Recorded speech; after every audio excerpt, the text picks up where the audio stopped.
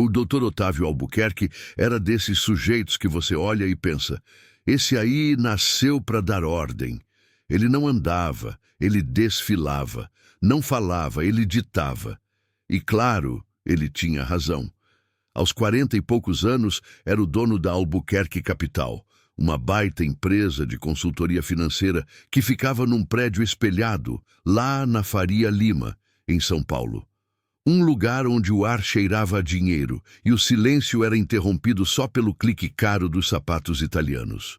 O Otávio tinha uma filosofia de vida bem simples. Ou você é útil ou você é estorvo. No mundo dele, as pessoas se dividiam em duas categorias. Os tubarões que faziam os milhões girarem e os peixes pequenos, que serviam de escada ou, no máximo, limpavam o chão para que os tubarões pudessem nadar em águas limpas. E é aí que entra o Léo. O Léo era o faxineiro noturno, um moleque de uns 20 e poucos anos, magrelo, sempre usando um boné virado para trás, que Otávio nem sabia o nome completo. Para Otávio, ele era só o faxineiro. O Léo fazia o serviço dele com uma discrição que beirava o fantasma. Você só notava que ele tinha estado ali porque o mármore brilhava tanto que dava para ver seu próprio reflexo e as lixeiras estavam vazias. Mas o que Otávio não sabia e nem sequer desconfiava era que o Léo não era só um guri que limpava. Léo tinha vindo da rua, bicho. Não tinha diploma, não tinha curso, mas tinha sobrevivido. E para sobreviver nas ruas de São Paulo, você precisa ter um HD na cabeça, que funciona mais rápido que qualquer computador de última geração. O Léo não lia só os garranchos de caneta nos papéis amassados que ele jogava fora. Ele lia as pessoas, lia o ambiente e principalmente lia os números. Otávio achava o Léo um sujeito meio esquisito, quietão demais. Esse moleque parece um espião, não um faxineiro, ele comentou uma vez com a secretária, Dona Sônia. Dona Sônia, que era a única pessoa na empresa que tinha a coragem de dar um pio contra o chefe, respondeu, ele é bom, doutor, chega na hora, nunca reclama. Não é ser bom, Sônia, é ser intrusivo. Eu sinto que ele está sempre prestando atenção onde não deve. E Otávio tinha essa mania, essa arrogância de achar que tudo que não estava diretamente sob o domínio intelectual dele era uma ameaça ou uma perda de tempo. Naquela semana, a pressão na Albuquerque Capital estava no talo. Otávio estava fechando o negócio da vida dele.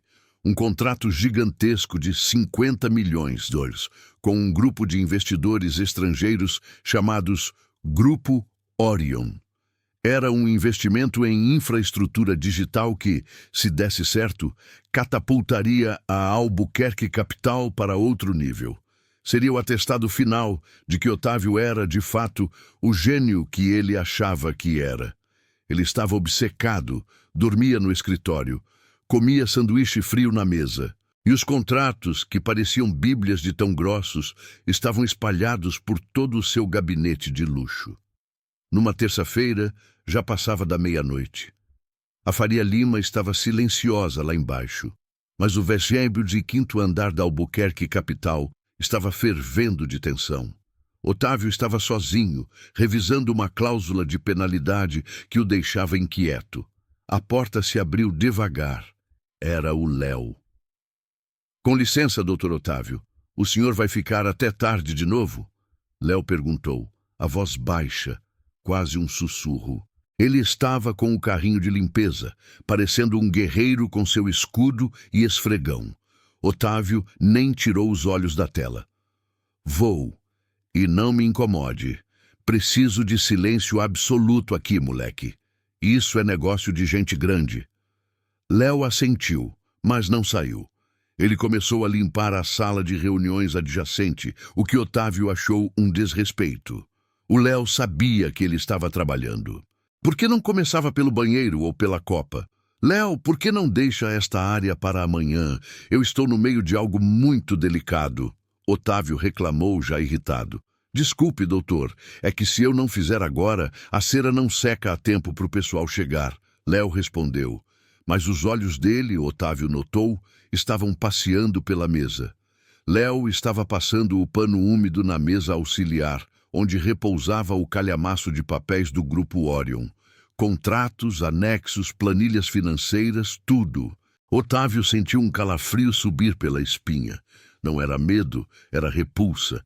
Ele odiava a ideia de que um Zé Ninguém pudesse ter acesso à informação que valia 50 milhões. "Tira a mão daí, Léo!" Otávio ordenou, a voz cortante. Léo parou, o pano de microfibra pairando sobre a página de uma tabela de risco. "Eu não estou tocando nos papéis, doutor, só limpando a borda da mesa." Léo se defendeu, mas a maneira como ele falou, sem susto, só aumentou a raiva de Otávio. "Você sabe ler, Léo?" Otávio perguntou com um tom de escárnio que não cabia a um CEO de sucesso. Léo levantou a cabeça. "Sei, doutor." "Ah, é? E o que você lê? Rótulo de desinfetante? Manual de enceradeira?" Otávio riu, um riso seco e cruel. Léo apenas apertou os lábios. Ele já tinha ouvido esse tipo de deboche a vida inteira. "Eu leio o que o senhor deixa em cima da mesa," Léo respondeu, de forma direta, sem insolência, mas com uma franqueza que picou Otávio como um marimbondo. Otávio se levantou da cadeira, a respiração pesada. "Escuta aqui, moleque. Esse tipo de informação é sigilosa, é estratégica. Você acha que eu sou idiota de deixar você, um faxineiro, bisbilhotando meus documentos? Isso é 50 milhões em jogo. Risco, benefício, juros compostos. Você nem sabe o que significam essas palavras." Léo encarou o chefe, mas não recuou. Seus olhos castanhos eram calmos, surpreendentemente sem raiva. "Eu sei o que é risco, doutor Otávio. Eu vivi nele a vida inteira. E eu sei que 50 milhões é dinheiro demais para dar bobeira," Léo disse. Essa réplica foi a gota d'água. Otávio não aguentava ser contrariado, muito menos por alguém que ele considerava infinitamente inferior. A arrogância dele era tão grande que ele não via o risco financeiro. Ele só via o risco de ter sua autoridade questionada. "Chega! Eu te demito! Agora!" Otávio disparou, apontando para a porta. "Pega suas coisas e some daqui. Eu não preciso de gente intrometida e burra na minha empresa. Se você não sabe o seu lugar, eu te mostro a porta." Léo não se alterou. Ele largou o pano na mesa, fez um barulho seco. "Tudo bem, doutor. O senhor é quem manda." Ele estava indo em direção ao carrinho de limpeza, pegando o boné que tinha tirado para passar o aspirador, quando parou. Ele olhou de novo para a mesa de Otávio, especificamente para a página de anexos que o CEO havia deixado aberta. "Só uma coisa antes de eu ir, doutor," Léo falou, e seu tom pela primeira vez não era submisso, mas sim de quem estava dando um aviso. Otávio cruzou os braços, bufando. "O que é? Vai me pedir as férias vencidas?" Léo ignorou o sarcasmo. Ele apontou para a folha de papel a que Otávio estava revisando há horas, a cláusula de penalidade. "O senhor está lendo o anexo C, certo? Aquele sobre a garantia de performance." Otávio franziu a testa. Como ele sabia disso? Ele não tinha falado em voz alta. "Sim, e daí? O senhor reparou que o código de rastreamento do ativo digital, na cláusula 4.2, está diferente do código de rastreamento do anexo D, onde está a assinatura eletrônica do Grupo Orion?" Léo perguntou de uma vez, como se estivesse recitando a tabuada. Otávio piscou. "O quê?" Ele se inclinou sobre a mesa, voltando à tela do computador onde estava o PDF original do contrato. O anexo C e o anexo D eram documentos de segurança. O anexo C detalhava o ativo digital que seria usado como garantia, um código criptografado complexo, e o anexo D era a confirmação de que o Grupo Orion estava vinculando esse ativo. "Do que você está falando, Léo? Isso são códigos de 128 dígitos. Você mal sabe ligar o computador." Otávio debochou, mas uma semente de dúvida já estava plantada no seu estômago. Não precisa ligar o computador para ver que um G maiúsculo é diferente de um 6, e que um I minúsculo se parece com um L maiúsculo. Léo insistiu com uma precisão cirúrgica. O código da cláusula 4.2 começa com G6I. O código no anexo D começa com G6L. É uma diferença de um caractere, doutor.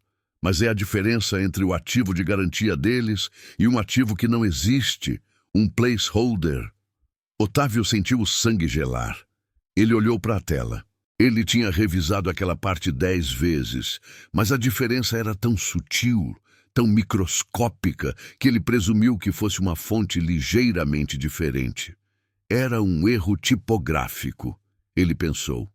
Isso é um erro de digitação, Léo. Um erro bobo. Otávio tentou se convencer, mas seu coração estava acelerando. Léo deu de ombros, recolheu o boné e colocou na cabeça. Pode ser, mas se for um erro de digitação, por que o erro está só no anexo D, que é o único que eles assinaram? E por que o código que está lá, o que tem o L minúsculo, não está registrado no nosso sistema de rastreamento de ativos? Eu vi o relatório de ontem, doutor. Ele estava na lixeira da dona Sônia. O código com o L minúsculo não existe. O silêncio na sala era tão pesado que parecia concreto. Otávio ficou parado, olhando para a tela, depois para Léo. Ele não conseguia processar a informação. 50 milhões. Um golpe. Por causa de um caractere. E pior, a informação vinha do faxineiro que ele acabara de humilhar e demitir. Você estava lendo os relatórios da lixeira? Otávio perguntou. A voz agora não era de raiva, mas de incredulidade. Não só lendo, doutor. Eu memorizei. Se o senhor assina um contrato com um código de garantia que não existe, o Grupo Orion recebe o dinheiro e o senhor fica sem a garantia. Se o negócio der errado, o senhor perde tudo, porque o ativo que eles prometeram é uma miragem. É um golpe, doutor. Um golpe limpo, feito para passar despercebido por gente que só olha o tamanho da fonte e não o miúdo. Léo explicou, com a calma de quem está falando sobre o tempo. Otávio sentiu um nó na garganta. Ele era um gênio financeiro, diplomado nas melhores escolas, e estava prestes a cair em uma armadilha que um garoto de rua desvendou olhando o lixo. Você tem certeza disso? Otávio gaguejou. Léo apenas olhou para ele, sério. O senhor está me demitindo por ser burro e intrometido, doutor. Eu só estou mostrando que não sou nem um nem outro. Mas o senhor pode checar. Eu já vou indo. Boa sorte com os 50 milhões. Léo deu as costas. Ele não esperou resposta. Ele pegou o carrinho de limpeza e sumiu pelo corredor, deixando Otávio sozinho no meio daquele gabinete luxuoso, com o peso de uma possível falência pairando no ar. Otávio não dormiu. Ele passou o resto da noite debruçado sobre os contratos, com uma lupa virtual comparando os códigos. Suas mãos tremiam. Ele ligou para o setor de segurança digital da empresa, acordando o chefe de TI, o coitado do Marcelo, no meio da madrugada. Marcelo, eu preciso que você verifique a validade de 2 códigos de rastreamento de ativos. Agora, é urgente. É questão de vida ou morte para a empresa. Otávio ordenou, sem dar detalhes. Marcelo, sonolento, prometeu retornar em 1 hora. Enquanto esperava, Otávio tentava se acalmar, mas a imagem do rosto sereno de Léo, apontando o erro, voltava e voltava. Como ele pôde ser tão cego, tão arrogante? Ele estava tão focado na glória de fechar um contrato milionário que ignorou o básico, a segurança e a humilhação. Ele tinha chamado o Léo de burro, ele tinha rido do faxineiro. 1 hora depois, o telefone tocou. Era Marcelo. Doutor Otávio, acabei de rodar a verificação, Marcelo disse, a voz tensa. O primeiro código, o que está na cláusula 4.2 do contrato principal, está ativo. É um ativo digital de alto valor, compatível com o montante da garantia.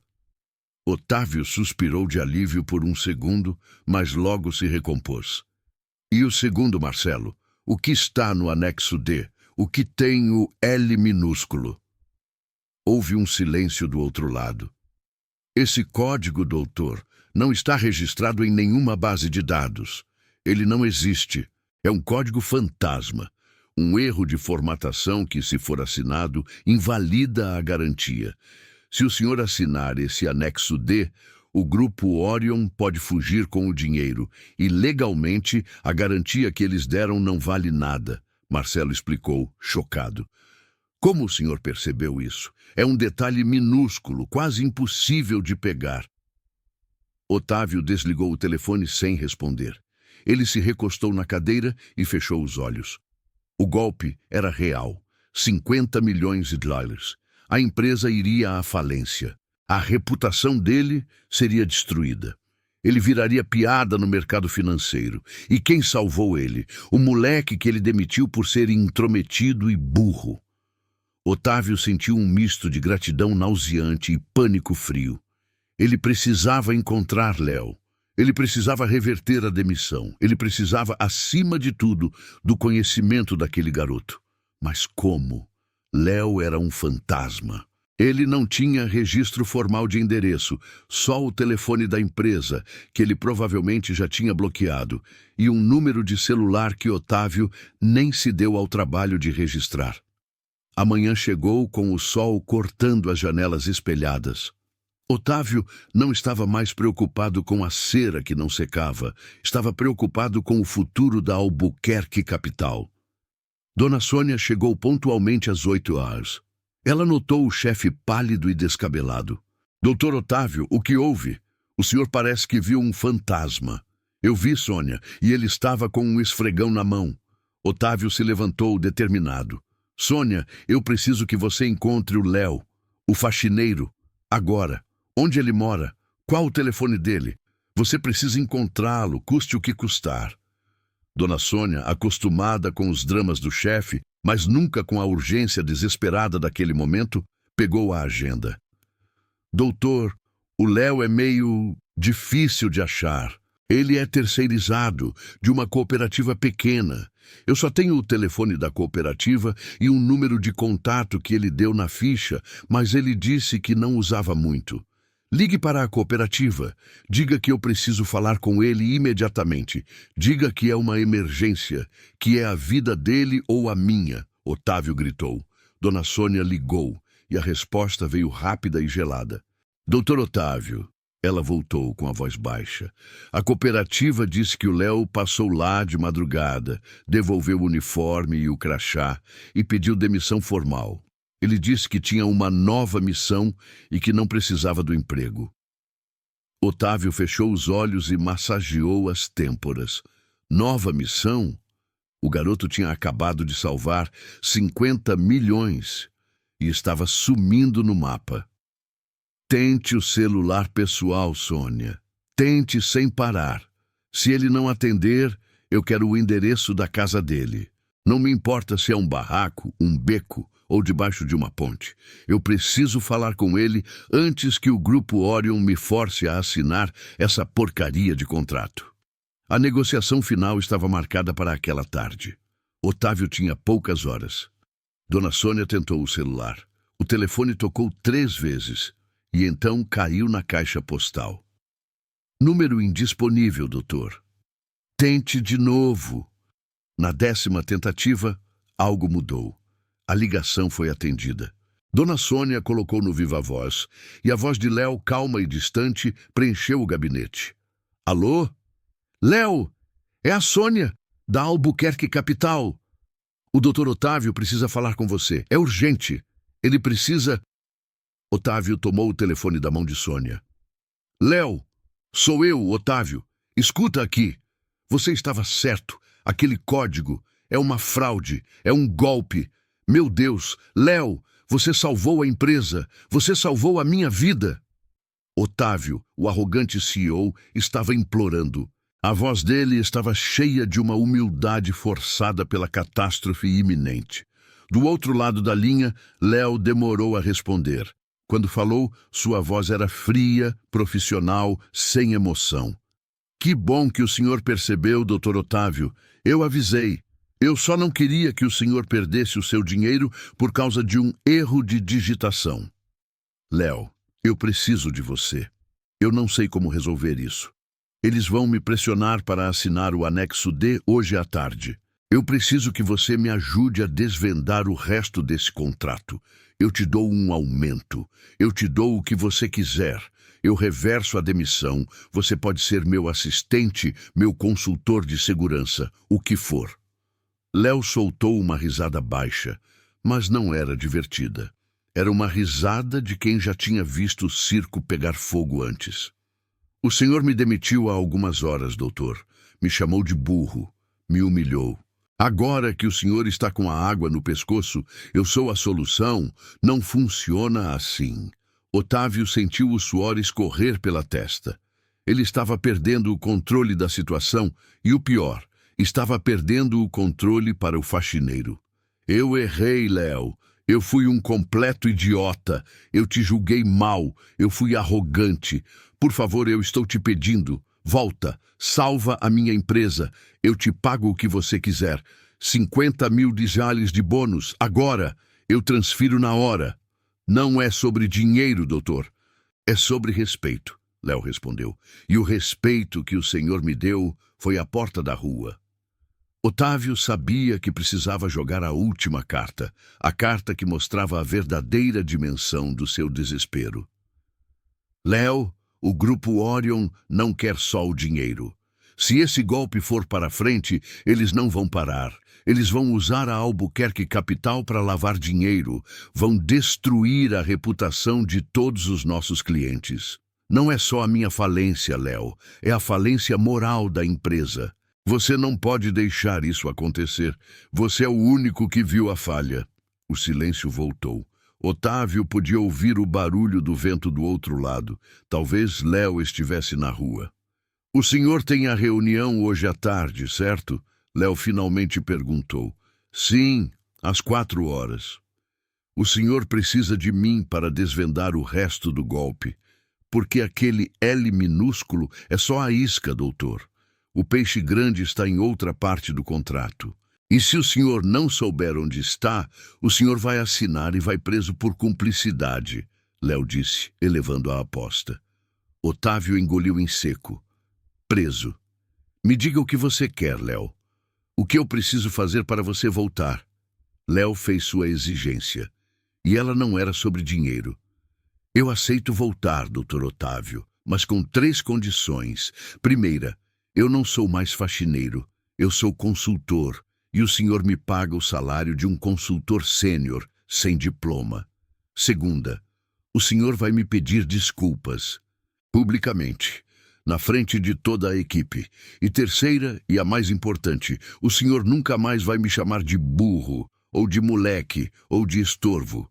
Eu sou Léo, e eu sou a pessoa que vai impedir o senhor de ir para a cadeia.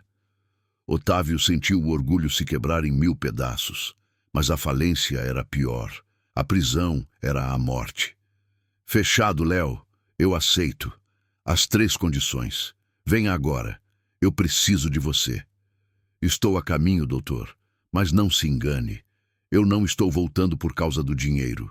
Estou voltando para terminar o que comecei, desmascarar esses tubarões e para mostrar ao senhor que a inteligência não está só na Faria Lima, ela está em todo lugar, até no lixo que o senhor joga fora. A ligação terminou. Otávio largou o telefone na mesa. Ele tinha poucas horas para engolir seu orgulho, preparar o pedido de desculpas público e, o mais importante, se preparar para a chegada do seu novo salvador, o ex-faxineiro. A tarde seria longa e o jogo de 50 milhões estava apenas começando. Otávio sabia que a humildade forçada era o único preço que ele podia pagar para não perder tudo. Otávio desligou o telefone e o silêncio da sala parecia zombar dele. Ele tinha poucas horas, até as 4 da tarde. 4 da tarde, o horário da sua morte profissional, a não ser que ele cumprisse as exigências do seu ex-faxineiro. Ele olhou para Dona Sônia, que ainda estava parada, o telefone na mão, os olhos arregalados. Sônia, Otávio disse, a voz rouca, Ele tentou parecer o CEO imponente, mas falhou miseravelmente. Cancele todas as reuniões da manhã. Chame todos os funcionários que estiverem no andar agora. Todos, da recepção ao TI. Sala de reuniões principal. É uma reunião de emergência.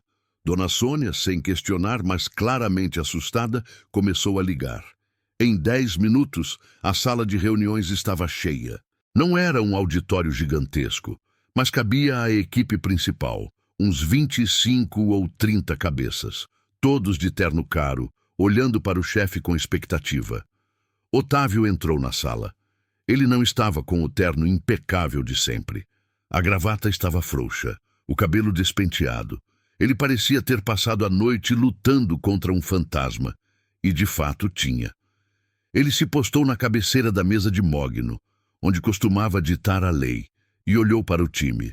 Eles eram os melhores de São Paulo, os mais caros, os mais diplomados, e todos eles, inclusive ele, tinham falhado em ver o golpe. Pessoal, ele começou, e sua voz falhou. Ele pigarreou, tentando recuperar o tom de comando. Eu chamei vocês aqui para uma coisa que eu nunca fiz na vida. Eu preciso que vocês entendam a gravidade da nossa situação. Ele fez uma pausa dramática, olhando para cada rosto. O contrato do Grupo Orion, o contrato de 50 milhões, que levaria a Albuquerque Capital ao topo, é uma armadilha. É um golpe financeiro planejado, minucioso, que nós, todos nós, falhamos em detectar. A sala ficou em um burburinho imediato. Choque, medo. 50 milhões, eles eram o futuro da empresa. Silêncio! Otávio gritou, batendo a mão na mesa. O mais importante que eu tenho para dizer é o seguinte: a única pessoa, a única que detectou essa falha crítica que nos salvou de perder tudo, não foi nenhum de nossos advogados, nem nossos analistas de risco, nem eu mesmo. Ele respirou fundo. A palavra que ele tinha que dizer era amarga, azeda, rasgava a garganta. Foi o faxineiro, o Léo. O burburinho se transformou em um silêncio atordoado. As pessoas se entreolhavam, confusas. O faxineiro? O moleque do boné? Otávio viu os olhares de desdém, os sorrisos contidos de incredulidade. Ele sabia que precisava quebrar aquele ceticismo, e rápido. Ontem à noite, eu cometi um erro crasso, movido pela minha própria arrogância. Eu humilhei o Léo, eu o chamei de burro, de intruso, eu o demiti. Eu disse que ele não sabia o seu lugar. E ele, antes de ir embora, me deu a pista que salvou a nossa empresa da ruína. Otávio não estava mais falando como CEO, mas como um homem que acabara de ter uma epifania humilhante. O Léo notou uma diferença de um único caractere, um I maiúsculo e um L minúsculo, em 2 anexos cruciais do contrato. Esse detalhe, que passou por mim e por toda a nossa equipe jurídica, invalidaria a garantia de 50 milhões de reais, permitindo que o Grupo Orion levasse o nosso dinheiro e nos deixasse haver navios. Ele olhou para Dona Sônia, que assentiu, confirmando a gravidade da situação. Eu o demiti por ser intrometido, quando, na verdade, ele estava fazendo a única coisa que importava, prestando atenção.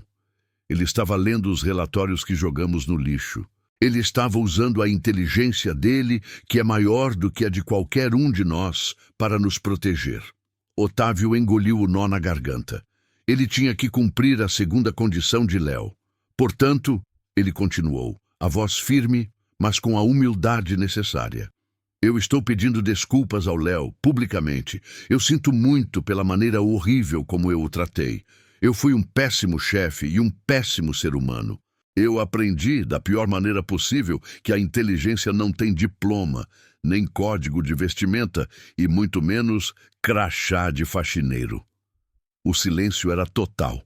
Ninguém na Albuquerque Capital jamais tinha ouvido Otávio Albuquerque admitir um erro, muito menos implorar perdão para um funcionário terceirizado. Neste exato momento, a porta da sala de reuniões se abriu. Era Léo. Ele não estava de uniforme. Ele vestia uma camiseta simples, jeans limpo e o boné virado para trás. Ele estava segurando uma mochila velha nas costas. Ele parecia exatamente o mesmo, mas a maneira como ele entrou na sala, sem pressa, sem se intimidar com a reunião de executivos de terno, era diferente. Era a entrada de alguém que sabia que tinha o jogo na mão. Ele parou na porta e olhou para Otávio. Otávio se virou para a equipe e anunciou, a voz alta o suficiente para que Léo ouvisse. A partir de agora, Léo é nosso consultor sênior de segurança de ativos. Ele é a única pessoa que pode nos tirar desse buraco. E eu exijo que todos vocês o tratem com o respeito que ele merece.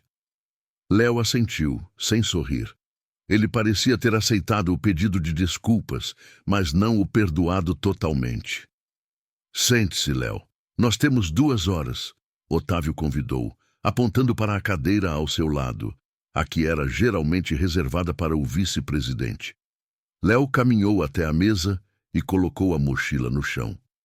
Ele não se sentou de imediato. Ele olhou para os contratos espalhados. Doutor Otávio, eu preciso de uma coisa antes de começar. Léo disse, a voz clara. O que for, Léo. Peça. Eu preciso que essa sala seja esvaziada. Agora. Só o senhor, a dona Sônia e eu. Eu não confio em ninguém aqui. Se esse golpe passou por todos esses especialistas, significa que a falha é estrutural e pode haver mais gente envolvida, de propósito ou por incompetência. Eu só trabalho com quem eu confio. Otávio sentiu um frio na barriga. Léo estava certo. A desconfiança era o primeiro passo para a segurança. Vocês ouviram o Léo? Otávio ordenou à equipe, que estava visivelmente ofendida pela insinuação. Saiam, agora, e preparem um café forte. Vamos precisar. A sala esvaziou rapidamente, deixando apenas Otávio, dona Sônia, que parecia uma rocha de estabilidade em meio ao caos, e Léo. Léo finalmente se sentou.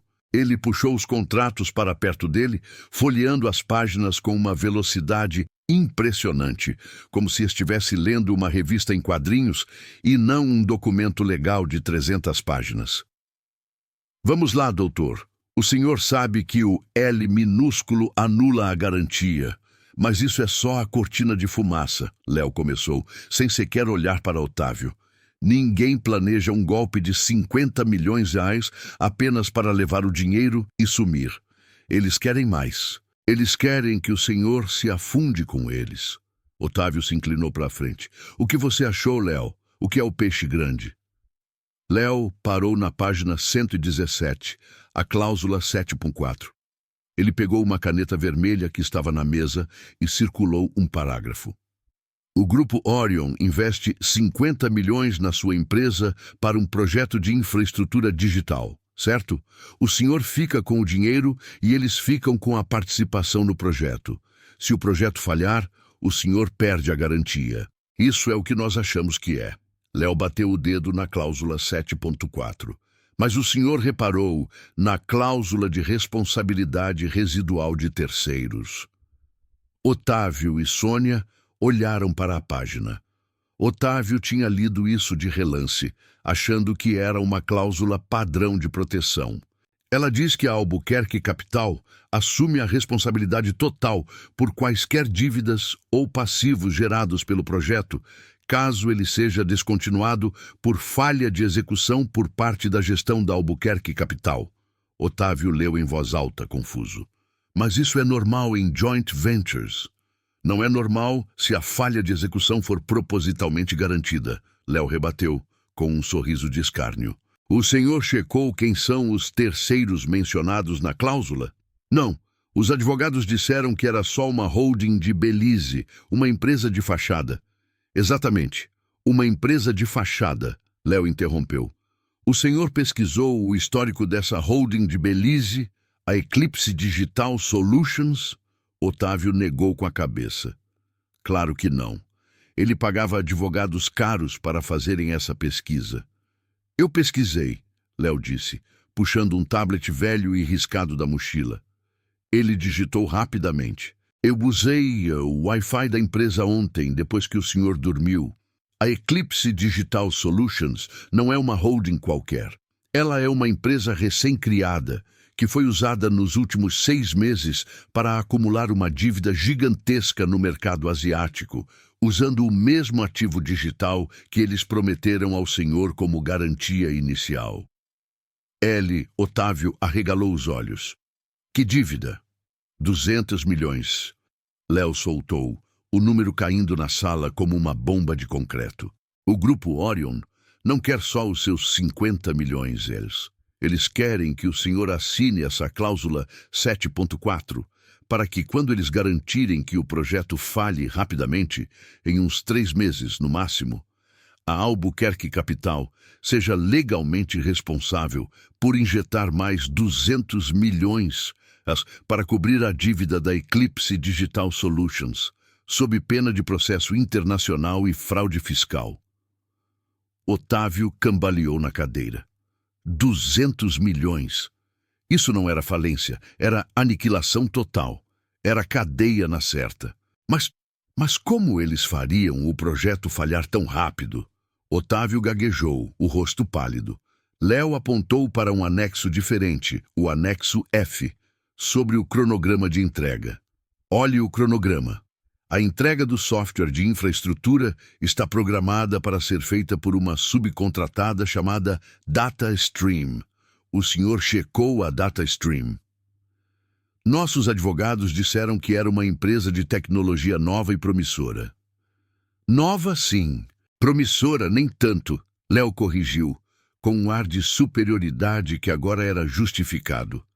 A DataStream foi fundada há 2 meses no Panamá, e o CEO dela, Dr. Otávio, é o mesmo sujeito que assinou a procuração do Grupo Orion no mês passado. O senhor só não reconheceu porque ele usou o segundo nome. Otávio sentiu a cabeça girar. Era uma teia, uma armadilha feita por profissionais. Eles controlam a empresa que vai entregar o projeto. Eles garantem que a entrega falhe. A falha é culpa da gestão, nós somos obrigados a cobrir a dívida de 200 milhões dólares da holding de fachada deles. Um golpe triplo, Léo concluiu, fechando o contrato com um baque seco. O senhor não estava apenas prestes a perder 50 milhões, doutor. O senhor estava prestes a ser o bode expiatório de 250 milhões de reais em fraude internacional. Dona Sônia estava com a mão na boca, chocada. Otávio estava paralisado. Eles são tubarões, Léo. Tubarões de verdade, Otávio murmurou, sentindo-se um peixinho indefeso. Não, doutor. Eles são golpistas, e golpistas são previsíveis, Léo disse com frieza. Eles contam que o senhor, ocupado demais com a sua própria importância, não vai olhar o miúdo. Eles contam que o seu time vai apenas verificar o superficial. Eles contam com a arrogância. Léo olhou para o relógio. 14h30. 1h30 para a reunião. O senhor não pode assinar esse contrato. Mas o senhor também não pode simplesmente dizer que sabe do golpe, Léo explicou. Se o senhor recuar, eles somem e dão o golpe em outra pessoa. Nós temos que desmascará-los aqui, agora, e forçá-los a se incriminar. E o senhor precisa que eu os enfrente, porque eu sou a única pessoa que eles não esperam. Otávio assentiu, a humildade finalmente se instalando em seu corpo. Ele era o CEO, mas Léo era o general. Qual é o plano, Léo? Léo pegou os 3 contratos originais e os colocou lado a lado. O senhor vai entrar na reunião, doutor, e vai agir exatamente como o Otávio Albuquerque arrogante que o senhor sempre foi. Vai falar sobre a excelência da sua empresa, a sua visão, tudo aquilo que o senhor adora dizer. E o que você faz? Eu não entro com o senhor. Eu fico esperando. O senhor os deixa confiantes. Deixa eles chegarem ao ponto de pressioná-lo a assinar o anexo D, a garantia falsa. Quando eles fizerem isso, o senhor diz que seu consultor de segurança precisa fazer uma última verificação técnica. Léo sorriu pela primeira vez, um sorriso rápido e perigoso. E é aí que eu entro. Eu não vou falar sobre o L minúsculo. Isso é briga de advogado. Eu vou direto para a cláusula 7.4 e a dívida de 200 milhões, Illes. Eu vou perguntar diretamente sobre a Eclipse Digital Solutions e a DataStream. O senhor precisa me dar total liberdade para falar, mesmo que eu seja rude. Otávio respirou fundo. Ele teria que entregar o destino da sua empresa nas mãos de um ex-faxineiro de 20 anos. Léo, se você conseguir que eles se incriminem ou que eles recuem de vez, a Albuquerque Capital é sua. Eu te dou sociedade. Léo balançou a cabeça. Eu não quero sociedade, doutor. Eu quero o meu salário de consultor sênior e quero o respeito. E eu quero que o senhor entenda que o mundo não é dividido em tubarões e peixes pequenos. É dividido em quem presta atenção e quem não presta. O tempo parecia ter acelerado. Otávio correu para o banheiro para tentar dar um jeito na aparência, mas o pânico em seus olhos era impossível de maquiar. A sala de reuniões executiva, onde o encontro ocorreria, foi preparada. Água, café, biscoitos finos, tudo para impressionar os golpistas do Grupo Orion. Otávio estava na antessala, andando em círculos, enquanto Léo revisava pela última vez os pontos de ataque.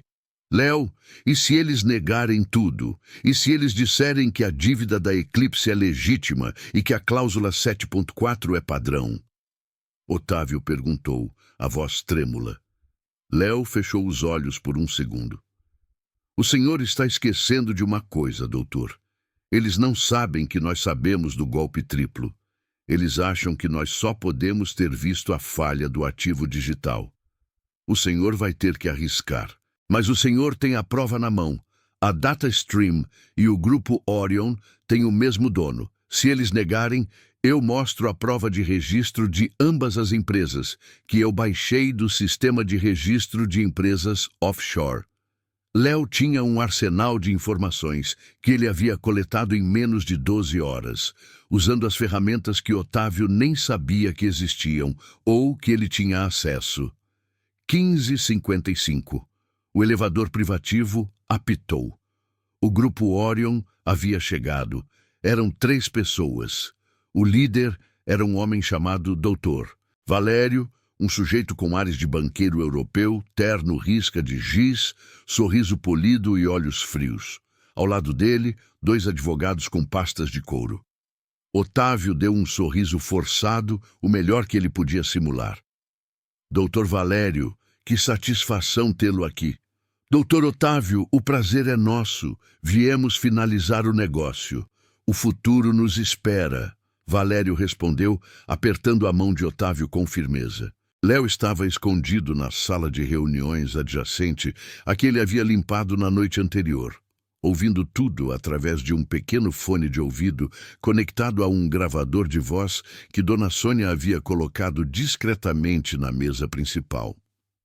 O ritual começou. Conversa fiada, elogios à vista da Faria Lima, a promessa de lucros estratosféricos. Otávio estava suando por dentro, mas mantinha a fachada de arrogância controlada. Os nossos advogados revisaram o contrato pela última vez, Dr. Valério. Tudo parece impecável. Uma obra-prima de engenharia financeira, Otávio disse, tentando soar sincero. Valério sorriu. Nós só trabalhamos com perfeição, Otávio. Então, podemos ir à assinatura? Quase lá, Otávio respondeu, seguindo o roteiro de Léo. Eu só queria confirmar o anexo D, a garantia de ativos. É uma quantia grande, sabe como é? Eu contratei um novo consultor de segurança de ativos, um verdadeiro gênio da checagem de dados, para dar o aval final. É um procedimento novo aqui na Albuquerque Capital, para evitar qualquer falha técnica. Valério franziu a testa por um segundo, uma microexpressão de desagrado, mas a escondeu rapidamente. Claro, Otávio. Segurança em primeiro lugar. Onde está esse gênio? Otávio apertou o botão de intercomunicador que Sônia havia instalado. Léo, pode entrar, por favor. O Dr. Valério quer te conhecer. A porta se abriu. Léo entrou na sala. O contraste era brutal. De um lado, 3 homens em ternos de 15.000 drais cheirando a perfume importado. Do outro, um moleque de boné e jeans com um tablet riscado na mão. Valério e seus advogados não conseguiram esconder o choque. O sorriso de Valério sumiu por um instante, substituído por confusão e desdém. Eles esperavam um ex-agente da PF, um hacker renomado. Não o que parecia ser um entregador de pizza. "Este é o seu consultor de segurança, Otávio?" Valério perguntou, a voz pingando ironia. Otávio, pela primeira vez, não se ofendeu com a arrogância alheia. Ele sabia que essa reação era a maior arma de Léo. "Este é Léo", Otávio respondeu, com a dignidade que ele estava aprendendo. "Ele tem uma visão que nenhum de nós tem. Léo, por favor, pode ir direto ao ponto. O tempo do Dr. Valério é precioso." Léo não apertou a mão de ninguém. Ele caminhou até a mesa e apontou para o anexo D, onde estava o código falso de rastreamento de ativos. "O código aqui é inválido. Ele está formatado de maneira errada. Se o senhor assinar isso, a garantia não existe. É um placeholder", Léo disse, ignorando o espanto de Valério e indo direto para a jugular.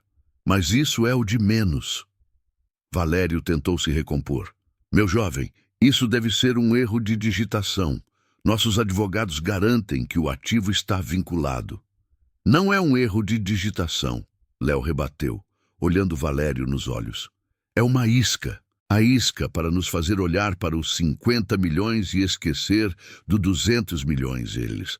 O silêncio na sala foi absoluto. Otávio viu o sangue sumir do rosto de Valério. "Do que você está falando, garoto?" Valério perguntou, a voz subitamente tensa. Léo abriu o tablet e projetou a imagem na TV de plasma da sala. Não era o contrato, era o registro de empresas offshore. Cláusula 7.4. Responsabilidade residual de terceiros. A holding de fachada de vocês, a Eclipse Digital Solutions, acumulou 200 milhões em dívidas de curto prazo nos últimos 6 meses, Léo explicou, a voz calma e didática. "E a empresa que vai entregar o projeto, a DataStream, que garantiria a falha e acionaria a nossa responsabilidade, tem o mesmo procurador que o Grupo Orion, o Sr. Valério." Léo olhou para Valério, que estava branco como papel.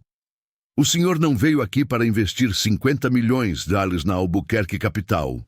O senhor veio aqui para nos obrigar legalmente a pagar os 200 milhões de dívida de vocês e nos levar à falência ou à cadeia por cúmplices de fraude fiscal internacional. É um golpe de 250 milhões de reais. E o pior, é um golpe burro, porque o senhor usou o mesmo nome nas procurações." O advogado de Valério tentou intervir, a voz alta e raivosa. "Isso é difamação. Nós vamos processar por calúnia." "Pode processar", Léo disse, com um encolher de ombros. "Mas o senhor vai ter que explicar ao juiz por que a sua empresa de fachada, com 200 milhões em dívidas, aparece na cláusula 7.4 e por que a DataStream tem o mesmo dono. Se o senhor assinar esse contrato hoje, Dr. Otávio, o senhor está assumindo a dívida de 200 milhões de reais. Se não assinar, o senhor apenas perdeu algumas horas de negociação." Valério se levantou, batendo as mãos na mesa. Ele abandonou a persona polida e revelou o golpista raivoso. "Você não sabe com quem está se metendo, garoto. Nós somos um grupo de investimento sério." "Eu sei exatamente com quem estou me metendo", Léo respondeu sem se mexer. "Eu li o lixo de vocês, e o lixo de vocês diz que vocês são criminosos. O senhor tem 2 opções, assinar esse contrato e ir para a cadeia por fraude, ou recolher suas pastas, ir embora e nunca mais aparecer na Faria Lima. E eu sugiro a segunda opção, porque eu já chamei a polícia, Dr. Valério. Eles estão na portaria, esperando a minha confirmação." Valério olhou para Otávio procurando ajuda ou negação, mas Otávio estava parado, com a cabeça erguida, olhando para Léo com um misto de terror e admiração. "Eu sinto muito, Valério." Meu consultor de segurança tem razão. A reunião acabou e o contrato está cancelado. Valério não hesitou. Ele pegou sua pasta, fez um sinal para seus advogados e saiu da sala de reuniões em passos rápidos e pesados. Não houve despedida nem ameaça. Apenas a fuga silenciosa de quem foi pego com a mão na massa. O silêncio voltou à sala. Otávio se virou para Léo. Você chamou a polícia de verdade, Léo? Léo sorriu, dessa vez, um sorriso genuíno de vitória. Não, mas eles não sabiam disso. E eles não iam arriscar. Golpistas odeiam publicidade, doutor. Otávio desabou na cadeira, passando as mãos pelo cabelo. O alívio era físico, nauseante. 250 milhões. A ruína evitada. Por um garoto que ele tinha demitido. Léo, você salvou a minha vida. Você salvou a empresa. O que eu faço agora? Agora, Léo disse, recolhendo o tablet e a mochila. O senhor vai ligar para a sua equipe jurídica e refazer todos os contratos críticos da empresa. E vai me dar um computador novo, porque a inteligência está aqui, mas o sistema operacional precisa de um upgrade. Otávio sorriu, um sorriso que há muito não dava, livre de arrogância. Fechado, consultor Léo, fechado. A Albuquerque Capital tinha sido salva, mas a jornada de Otávio, de CEO arrogante a aprendiz de humildade, estava apenas começando. Ele sabia que o maior contrato que ele assinara naquele dia não era de 50 milhões de reais, mas o acordo de respeito e confiança que ele havia selado com seu novo e indispensável consultor sênior. Ele precisava, agora, aprender a conviver com o gênio que ele havia encontrado no lixo. A próxima etapa seria a reconstrução da empresa e, principalmente, a reconstrução do seu próprio caráter. E Léo estaria lá para garantir que ele fizesse isso direito. O alívio que inundou Otávio Albuquerque quando Valério e seus advogados saíram da sala não era só financeiro. Era a sensação de ter voltado da morte. Ele desabou na cadeira, ofegante, olhando para Léo, que guardava o tablet na mochila como se tivesse acabado de ganhar uma partida de dominó. Dona Sônia, que tinha testemunhado a cena inteira, correu para fechar a porta e conferir se Valério tinha mesmo descido. Eles foram embora, doutor. Pareciam que tinham visto o capeta, ela sussurrou ainda tremendo. Otávio não conseguia falar. Ele apenas estendeu a mão na direção de Léo, um gesto que era metade súplica, metade gratidão. Você é um gênio, Léo, um gênio. Eu te devo a empresa, minha liberdade. Léo finalmente se permitiu sentar, mas não relaxou. Ele ainda estava em modo de alerta. O senhor não me deve nada, doutor Otávio. O senhor está pagando o meu salário. E cumprindo as minhas condições, Léo lembrou, sem deixar que a emoção nublasse o acordo. O senhor já pediu desculpa publicamente. Agora precisamos formalizar minha posição e começar a trabalhar de verdade. O golpe do Grupo Orion não é um caso isolado. Se eles conseguiram chegar tão longe, significa que há falhas sérias nos nossos procedimentos de checagem. Otávio assentiu vigorosamente. Ele estava pronto para engolir qualquer sapo. Sônia, ligue para o RH agora. Salário de consultor sênior, o teto da tabela e com efeito imediato, escritório para ele, computador novo e um cartão de acesso total, inclusive ao meu sistema pessoal. Otávio ordenou. Léo interrompeu. Não preciso de escritório, doutor. Eu trabalho melhor circulando. E o senhor não precisa me dar acesso ao seu sistema pessoal. Eu só preciso de acesso total aos dados da empresa, sem barreiras de hierarquia. E um celular criptografado, por favor. Otávio sorriu, entendendo. Léo não queria luxo, queria poder de acesso e eficiência. Fechado. Tudo o que você precisar, Léo. E, por favor, me chame de Otávio, de agora em diante. Chega de doutor entre nós. Léo apenas assentiu. A relação deles tinha mudado de chefe e subordinado para algo mais parecido com parceiros em uma guerra. Otávio tinha a experiência do mercado, Mas Léo tinha o olho clínico para a sobrevivência e a fraude. As próximas semanas foram uma revolução na Albuquerque capital. O time de executivos, que tinha testemunhado a humilhação de Otávio e a ascensão meteórica de Léo, estava em estado de choque e admiração. Léo, agora oficialmente consultor Léo, não usava terno. Continuava de jeans e boné, mas andava pelos corredores com a autoridade silenciosa de quem detém o conhecimento mais importante da empresa. Ninguém ousava questioná-lo.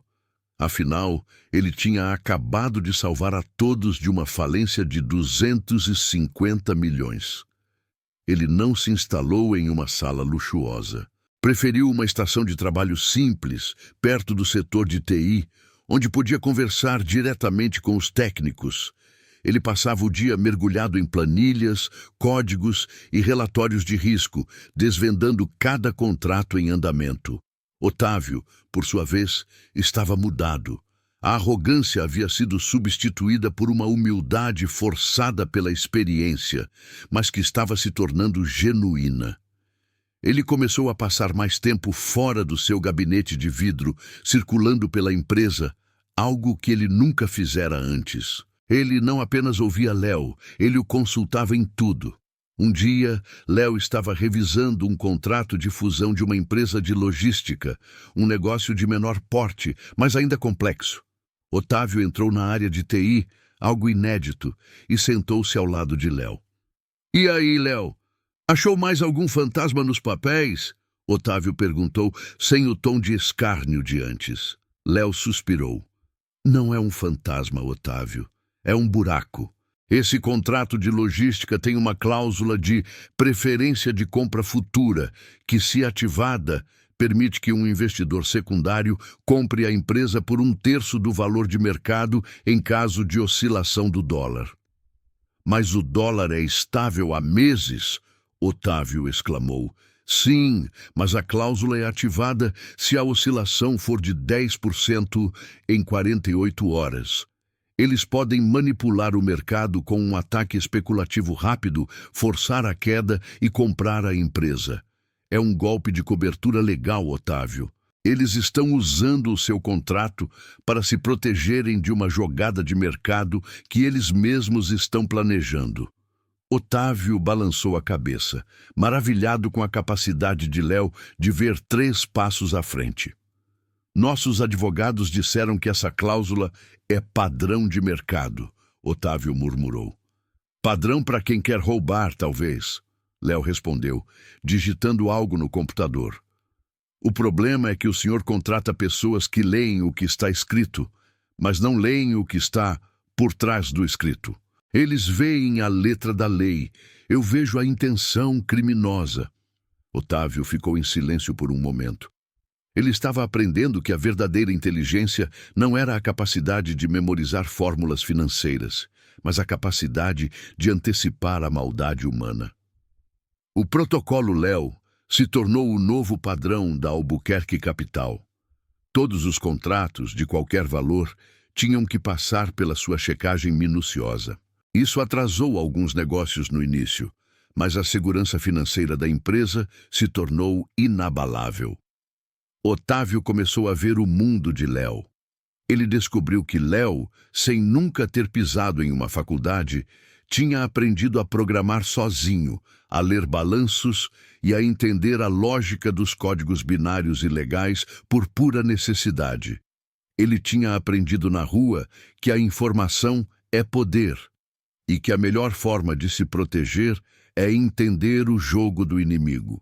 A maior mudança, no entanto, foi a que aconteceu dentro de Otávio. Ele parou de tratar os funcionários de baixo escalão com desdém. Ele começou a cumprimentar a equipe de limpeza, os seguranças, os entregadores. Ele fazia perguntas, não sobre o trabalho deles, mas sobre a vida, sobre o que eles observavam. Ele descobriu que a recepcionista, a jovem Camila, estava fazendo um curso técnico de redes de computadores à noite e tinha um talento incrível para identificar falhas de segurança de rede. Ele a transferiu imediatamente para o setor de TI, sob a supervisão de Léo. Ele descobriu que o porteiro da noite falava 3 idiomas, aprendido assistindo a vídeos no YouTube. Otávio percebeu que a Albuquerque Capital estava cheia de peixes pequenos que ele havia ignorado, mas que eram verdadeiros tubarões escondidos, esperando a oportunidade de serem úteis. Um ano se passou desde o incidente do Grupo Orion. A Albuquerque Capital não só se recuperou, como prosperou. A reputação de Otávio, de gênio arrogante, havia se transformado na de um CEO visionário que valorizava o talento onde quer que ele estivesse. E o responsável por essa reviravolta era Léo. Léo ainda usava seu boné, mas agora tinha um salário de 6 dígitos, uma equipe de analistas que o apoiava e um crachá que dizia: Léo, diretor de segurança de ativos estratégicos. Numa tarde ensolarada na Faria Lima, Otávio e Léo estavam na sala de reuniões, observando a cidade através do vidro. Otávio estava vestindo um terno impecável, mas com a gravata um pouco mais frouxa do que antes. Lembra daquele dia, Léo, quando eu te demiti e te chamei de burro? Otávio perguntou, a voz carregada de arrependimento. Léo sorriu de lado. Lembro. Foi a melhor coisa que o senhor fez por mim, Otávio. Se o senhor não tivesse me demitido, eu não teria tido a coragem de cobrar o meu valor. Não, Léo.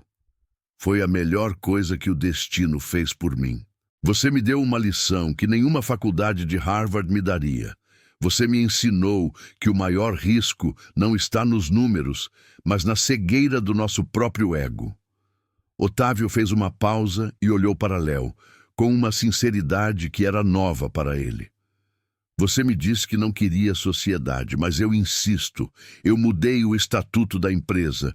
Você é um parceiro minoritário, Léo. 1% das ações. É a sua garantia de que essa empresa jamais voltará a ser o que era antes. Léo olhou para a vista, pensativo. Ele não estava interessado em luxo, mas em estabilidade e impacto. A sociedade significava que ele tinha um assento permanente na mesa de decisões. Tudo bem, Otávio, eu aceito, mas com uma condição, Léo disse. Otávio riu, já acostumado com as condições do seu consultor. Qual é a condição, sócio? A gente tem que criar um programa de estágio para gente que não tem diploma, gente que veio da rua, gente que sabe ler o miúdo e que o senhor costumava ignorar. A gente precisa dar oportunidade para quem aprendeu a ser inteligente por necessidade, não por privilégio. Otávio sentiu um calor no peito. Léo não estava pensando em si mesmo, mas nos outros. Fechado, Léo. Vamos chamar de Projeto Faxina Inteligente. E a primeira pessoa que a gente contrata é a dona Sônia, como diretora de RH. Ela merece. Léo sorriu. Aquele era um sorriso de satisfação plena. Otávio se levantou, foi até a estante e pegou um esfregão novo, desses de cabo de alumínio, que Léo tinha usado em sua última noite como faxineiro. Ele colocou o esfregão de pé no canto da sala, como uma obra de arte moderna. O que é isso, Otávio? Léo perguntou confuso. É uma lembrança, Otávio explicou, olhando para o objeto simples. Para que eu nunca mais me esqueça de onde vem o verdadeiro valor de uma pessoa e para que eu me lembre que o chão da minha empresa, que você limpava, estava muito mais limpo do que a minha cabeça. Léo assentiu. Aquele esfregão era o monumento à humildade de Otávio. A lição estava aprendida. A porta do elevador se abriu. Dona Sônia entrou sorrindo já em seu novo papel de diretora de RH, trazendo um café para os dois. Ela olhou para o esfregão no canto e apenas sorriu, como se soubesse que aquele objeto era, de longe, o ativo mais valioso de toda a Albuquerque Capital. A Faria Lima continuava girando, o dinheiro continuava correndo, mas agora sob a vigilância atenta e humilde de um CEO transformado e de um ex-faxineiro gênio. E ninguém mais jogava papel importante no lixo. A faxina, agora, era feita na ignorância.